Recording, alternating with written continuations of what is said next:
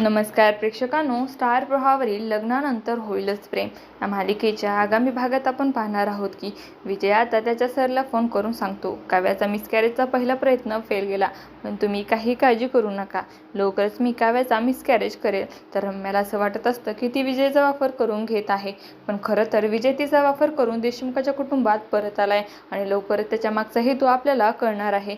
दुसरीकडे मानिला आता भास होऊ लागतात की नक्की काव्याच्या प्रेग्नन्सीमध्ये काहीतरी होणार आहे.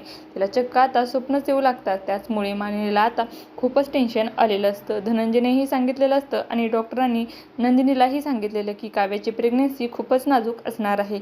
मानिनी आता तिच्या दोन्ही सुनांची खूपच काळजी घेत असते. ती पार्थला देखील सांगते, जोपर्यंत बाळ घरात येत नाही त्यावेळी बाळाच्या रिलेटेड कोणत्याही वस्तू घरात आणायच्या नाही. पण पार्थने आणि जीवाने बाळाची वस्तू घरात आणून एक छोटी चूक केली तर विजयचा बॉस सरजी लवकरच काव्याच्या आयुष्यात एंट्री घेणार आहे. असं काही आपल्याला या भागात पाहायला मिळणार आहे.